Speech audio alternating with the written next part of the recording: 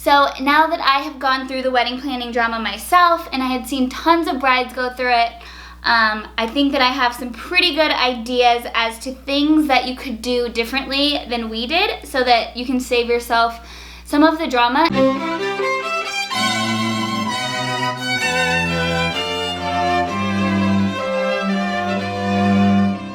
Congrats, you're engaged. I'm so excited for you. Oh my gosh. Welcome to my channel, Blushing Brides. I'm Kyle James, and today I'm going to share with you the 5 things that I really wish that I did differently when I first got engaged and started planning my own wedding. Really quick, for those of you who are newly engaged over the holidays or recently engaged and who are new here, I've been a wedding planner for 4 years now, a little over 4 years, I guess.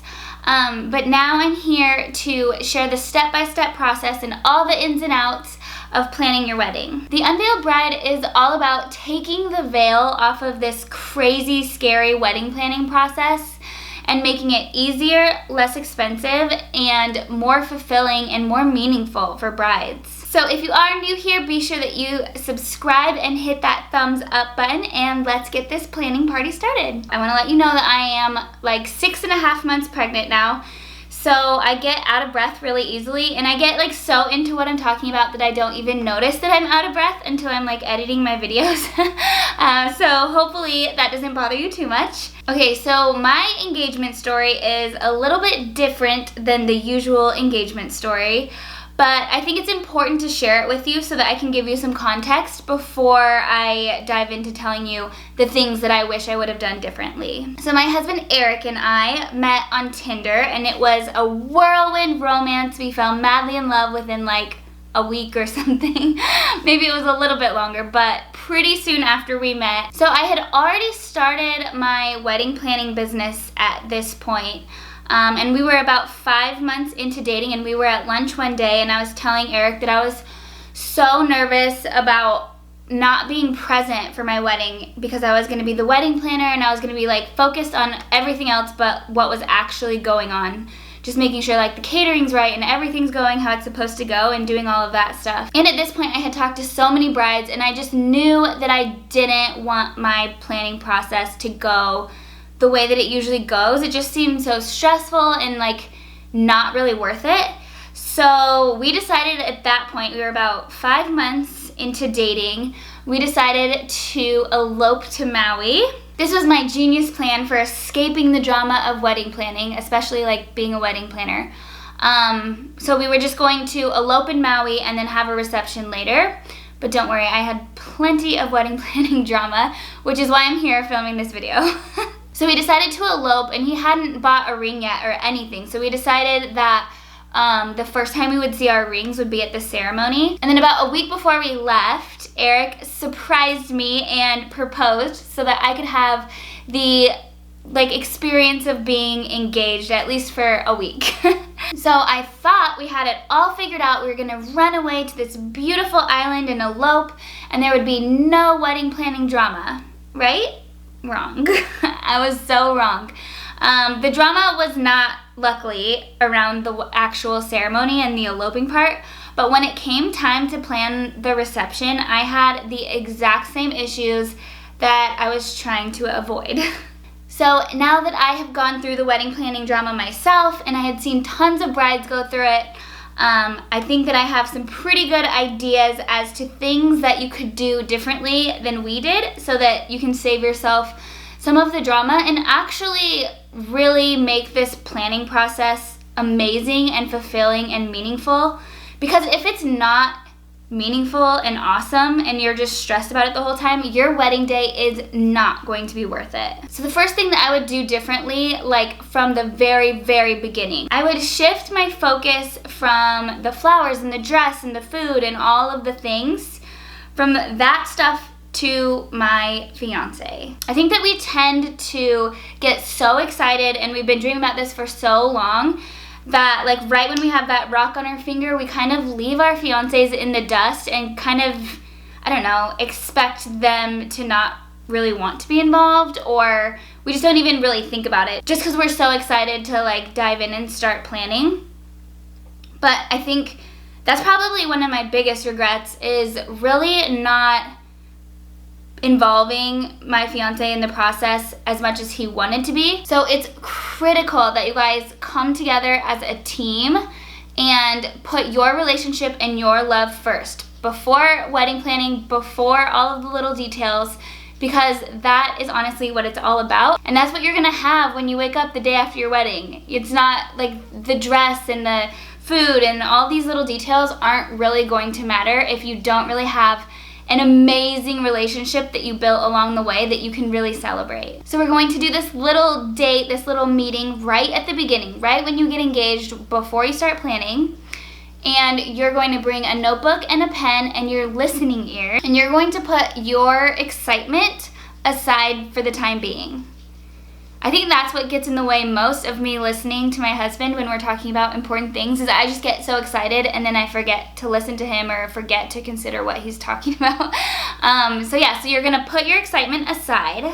Do not interrupt him. I know you'll want to, especially if it's something that you don't agree with, but just let him talk when you ask him these questions. No interruptions, none of your opinions, you're just here to listen. I promise it's so worth it to really get all this out. All right. So here's the questions you're gonna ask. First, how involved do you want to be in the wedding planning process? So many girls kind of just take over and assume that their fiance does not want to be involved, or that, I don't know, they don't really have a say.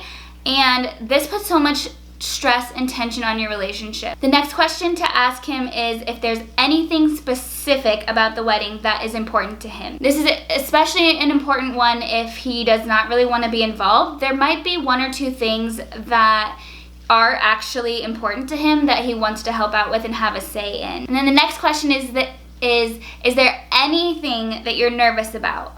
So this one, you really have to kind of create a safe space for them to be able to answer you truthfully. And don't like make fun of them or interrupt them or roll your eyes or anything. Don't let it like freak you out. You're just here to listen and really work together so that you can make sure that all of these fears or anxieties are kind of handled before the wedding. And then the last one is, what can I do to make you feel amazing throughout this wedding planning process? This is a question I try to ask my husband every day, like, what can I do for you today? Or what can I do to make you feel loved today or make you feel amazing today? And it connects us so much. Usually it's just like something super simple, or nothing at all really, but just asking that question makes them feel so loved and so cared about. And it kind of like forces your brain to put them first in the planning process, because you realize that they're obviously the most important part of this, because without them, we wouldn't have a wedding, or it would be weird if we did. So you'll want to do this little date exercise at the very beginning before you start planning, but try to take some time throughout the process, even just randomly, maybe when you're driving in the car on the way to talk to a vendor or something. Just randomly ask them these questions throughout the process, because some things might come up that they want to talk about, or something might be important that they didn't realize would be important to them as you start planning. So really try to continue to ask these questions throughout the process and continue to listen and be open to their answers. The next thing that I really wish I would have done right at the beginning is get organized and get a planning routine in place. So I'm gonna do an in-depth video on this, on creating an amazing planning routine that will help you get everything done and make it super easy. But basically, you want to set a weekly meeting with yourself where you work on wedding planning. This is a huge project, and if you are working on it a little bit each week, then it's gonna get done so much easier and it's gonna be so much less stressful, instead of like coming up on your due date to be like, oh my God, I have to book like 5 vendors this week. And then along with creating a wedding planning routine, you wanna get organized. You wanna decide how you're going to organize all of your wedding planning and all of your documents. So maybe you're somebody who likes to have things in paper in front of you, so you're gonna get a binder or a planner, and just have everything all together that way. Or maybe you wanna do everything digitally, so I would suggest starting a Google Drive folder that you share with your fiance, your wedding planner if you have one, and anybody else who is going to be super involved in the planning process. But just create this folder now, and so that you can start saving notes and start saving your contracts and everything into that one folder so you know where everything is. The next thing that I really wish I would have done right at the beginning is laid out a big picture vision for the event. My husband and I did kind of talk about this and like talked about the feeling that we want to create and why we're doing this and everything. But I didn't really create an in-depth vision and really write it out. I do have a video that has a free worksheet that walks you through creating your big picture vision. Walks you through a ton of questions that will help you lay all this out. I think with any project or big goal, if you do this at the very beginning, then you can come back and revisit it in case you get like too far in the weeds and you're like lose the sight of why you're doing this and what you're trying to accomplish. So I suggest watching that video, like I said, I'll link it below, and doing the worksheet, and then coming back at least once a month to this worksheet and revisiting like what you're going for. And then you can also update it as well, because obviously plans or visions might change a little bit as you start planning. The next thing we did do at the beginning, but I didn't take it seriously, and that is create your budget. So I have a budget video that has a free worksheet as well that will walk you through exactly how to come up with your budget and then how to break it down by category. I'll link that below, but it's so important to really come up with a number that you and your fiance are both comfortable with and you know how you're gonna make it happen. And do this at the very beginning and take it seriously. If you just be like, okay, yeah, whatever, the budget's 20 grand, but I don't really care, you're going to completely blow it. This industry is like set up to completely blow your budget. We all know that the #1 reason for divorce is money. And so let's not put unnecessary financial stress on our relationship. If you just consciously make these budget decisions and consciously like really pay attention to it throughout your planning process from the very beginning, it will go so much smoother and you'll feel so much better. You feel so much more in control and so much more powerful and less stressed and overwhelmed when you know what your budget is and you know what's going on with it. And then the last thing that I really wish I would have done when I first got engaged, before I started planning, was read Jen Sincero's book, You Are a Badass. I've mentioned this book a million times on my channel because I'm obsessed with it. I reread it constantly all the time, and every time I learn something new. But I think especially in the wedding planning process, this book can change your life. It's hard to completely describe it, but really noticing. It's hard to describe it quickly and easily. You'll have to read it for yourself, but I think that dealing with your inner fears and your, I don't know, just stuff that you've built up over the years it's so important to deal with your fears and your stuff, like your emotional stuff that you've built up over the years, because there's nothing like a wedding to pull out that stuff that you have no idea that you even had. Weddings tend to be so emotional because subconsciously you're dealing with all of these crazy stresses of like not being enough, or family drama that happened in the past, or like stuff you still aren't over. And that just makes your process so much harder.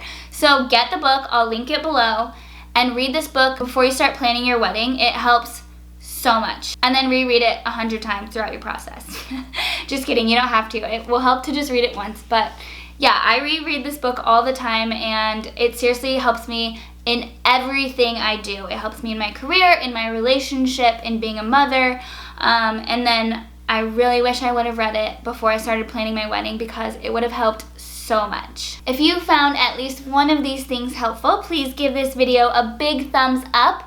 Also, be sure that you send it to your other friends who are just newly engaged. If this video was helpful to you, even if just one of the things was helpful, please give it a big thumbs up, and be sure to share it with your other friends who are recently engaged as well. I would love to help all you girls throughout this planning process. Also be sure that you're subscribed. I post new videos every single Wednesday, so be sure you're subscribed so you don't miss any of that, and we'll see you next time. Happy planning!